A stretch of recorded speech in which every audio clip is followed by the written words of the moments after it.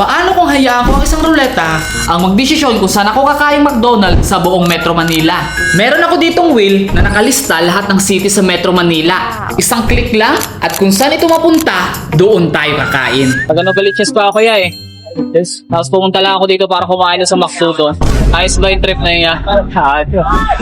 Balitis na itong dito. Oo, para kumain lang ng McDo. Kaya dahil magdun sa Wala eh, napag-tripan ko lang ya. So ngayon, sisimulan na natin i-spin pero i-shuffle muna natin ha. Shuffle. Kung saan ito tumigil, doon tayo kakain. Pero pinaka-ayaw ko napuntahan kasi syempre Muntinlupa, Las Piñas, Parañaque. Diba masyado nang malayo dito sa Quezon City. Pero pag Quezon City naman, masyadong boring. Pero malawak ang Quezon City. Malay mo, dalhin tayo sa Commonwealth, sa Cubao. Diba? Bahala na si Lord kung ano yung kapalaran natin, kung ano yung ibibigay sa atin dito. Kasi ako, mahihain talaga ako nag-iisip ako kung paano ko i-execute yung vlog nang hindi nila napapansin. Pero bahala na. Lord, kayo na pong bahala Lord ha. Kayo na pong bahala kung saan nyo ako ipupunta. Pero spin the wheel, start. Ayan na. Saan kaya tayo gustong pakainin ni Lord? Ayan na, nagpalakpak na. 1, 2, 3. Parañaque. Sabi ko naman ayaw ko nitong Parañaque. Bakit dito ako napunta? Parañaque. Tapos wala pa akong sasakyan. What the? Pupunta tayo sa Parañaque. Commute lang. Commute. Pero bago tayo pumunta sa Parañaque, saan nga ba tayo McDo doon kakain? Kaya ang gagawin natin, ililist down natin lahat ng McDonald's branch sa Parañaque at yun ang i-spin the wheel natin. At kung saan matapat, yun mismong branch na yun ang kakainan natin. Nailagay na natin siya sa isang spin. Kung saan ito matutok, doon tayo pupunta ngayon. Ngayon na! Sana mga bungad lang, no? Pero si Lord na ang bahala kung saan niya ako dadalhin kasi alam niya na mahihain ako eh. Parang dito kita ilalagay sa ma-execute mo ng ayos. Okay? 1, 2, 3. Ayan na!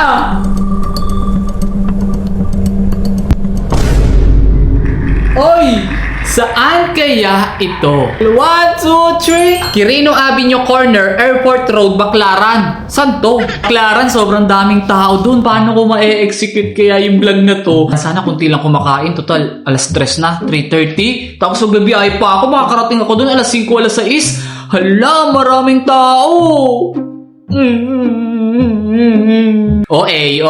So yun guys, pupunta na tayo ng Parañaque. Grabe naman yan. It's 3:44 and magko-commute lang tayo. Titingnan natin kung anong oras tayo makakarating doon. Lord, kayo nang bahala sa akin. Nasagot nyo ako ha. Kasi Baclaran yun eh. Parañaque yun eh. So ang una natin gagawin is magbabiyahe muna tayo papuntang train, no? Babas carousel tayo papuntang Mall of Asia. Tapos baka doon na tayo mag-angkas. Tamang hintay nga lang ako dito ng SUV papuntang SM North. Maya-maya lang ay may dumating na kaya nagsakay na agad ako. Pagkalipas ng almost 1 hour ay bumaba. Aray ko, nauntog pa nga ni. Napakamot pa nga sa ulo. Pero anyway, nagdiretso na nga agad ako sa may bus carousel. Tamang takbo nga lang ako dito kasi may hinahabol akong bus. May bus na agad. Swerte natin. Nakarating pala tayo dito is 4:27. 45 minutes din yung biyahe natin.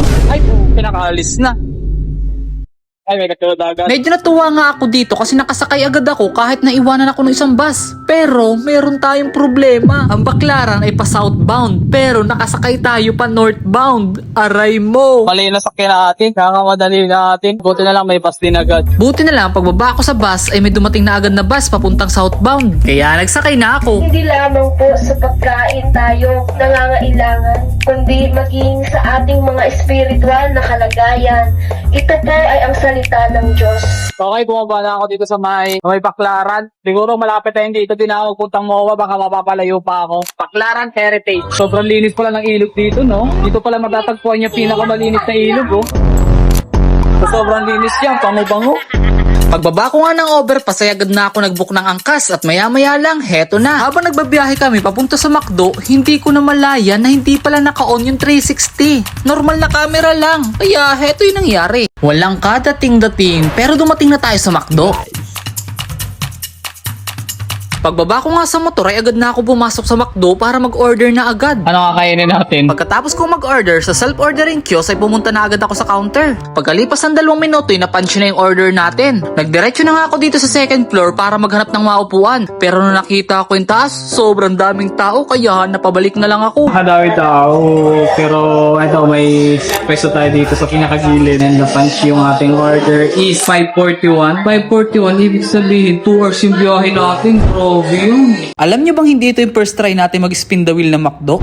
Kasi heto yung una ko. Sa Valenzuela, Bignay nga pala tayo pinunta ng ruleta.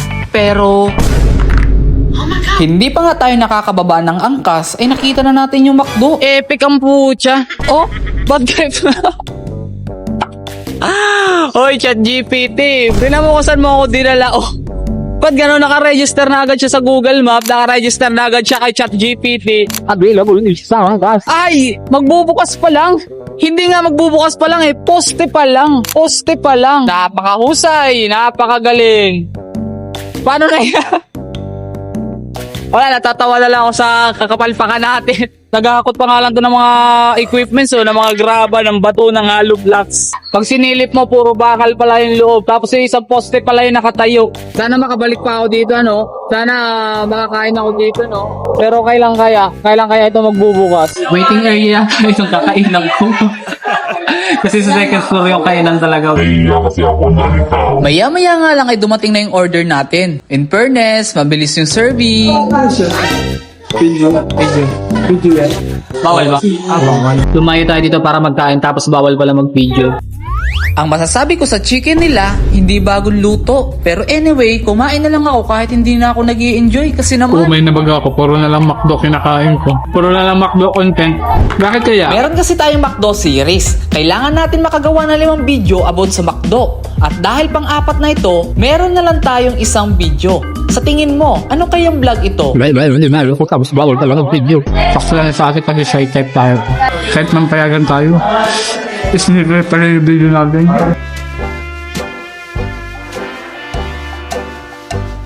Mahina lang yung boses natin kasi katapat natin yung guard. Pwede makaingin tubig po? Sa paghingi ko ng tubig ay inabot ako ng 3 minuto. Okay lang kasi masarap naman yung tubig nila. Lasang nawasa. At dahil bawal daw mag-video, heto na lang CR ang pagtripa natin. Ito yung CR nila. Okay. Ayos naman, malinis. Ang bata. Tapos ito, hindi na nag-flash yung nauna sa atin. Tara, hihi tayo. Kaya pala hindi nakapag-flash yung nauna sa atin. Kasi yung flash hindi mo mahalata. All goods naman yung CR nila. Malinis, maayos, gumagana yung flash, may hand soap, tapos may blower. Parang useless yung video natin, Pero okay lang yan. Bawal kasi mag-video eh. Sakto rin naman yung sa akin kasi nagtsalang tuturo-tsuro tayo. At dahil parang walang sense yung vlog natin, ang gagawin natin is haharapin natin yung hiya natin. Kailangan natin makapag-share. Tagal umalis ako, pumunta lang ako dito sa Paranaque para kumain sa McDo na yan. Yun yung mission natin. At habang naghihintay tayo na mapapagsabihan, biglang bumuhos yung malakas na ulan. At maya-maya lang ay may lalaking dumating kasi nga umuulan. Sumilong siya. Yan, taga Novaliches siya sa Kuya. Pumunta ako dito sa Paranaque para kumain lang dyan sa McDo, trip lang. Share lang. Bakit sa McDo yan? Nalagay ko sa ruleta. Nagpa-vlog siya? Oo. House yun ako napunta. McDo sa Baclaran eh. Baclaran ba to? Kala ko Paranaque na to. Baclaran to, ang Paranaque, Baclaran.